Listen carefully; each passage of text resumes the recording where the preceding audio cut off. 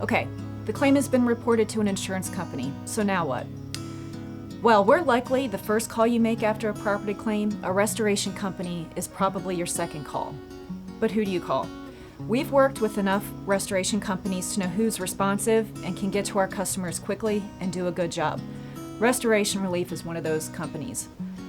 They earn a lot of business from insurance agents like us, so it's important for them to do a good job to keep earning our referrals. So Josh Morgan of Restoration Relief, tell me about what type of work you do and what don't you do?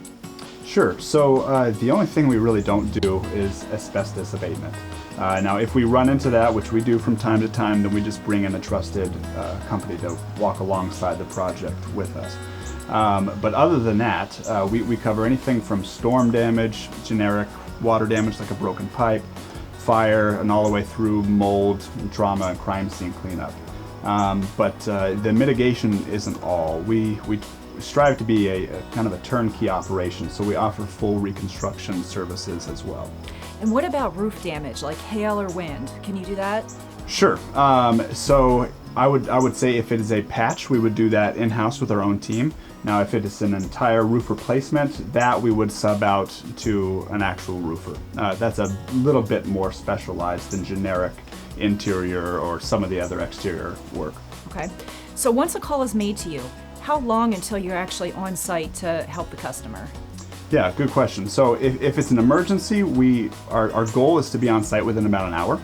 I send a project manager out there first. Now, if it's a non-emergency, then our schedulers just coordinate with the property owner to figure out a time that suits both parties best. All right, let's talk repairs.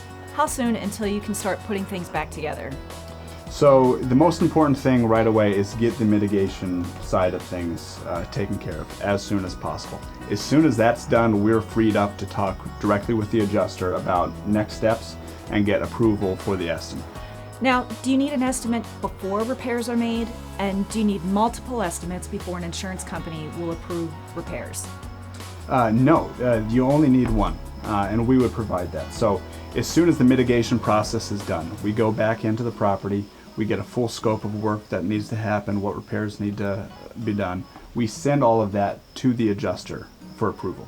As soon as that's approved and the property owner approves it, we can get you on the calendar. Let's talk payments and deductibles. Who pays what? So insurance is ultimately paying for the loss minus your deductible. Usually what's going to happen is, and let me just give an example, let's say you have a $3,000 loss, and let's say you have a $500 deductible.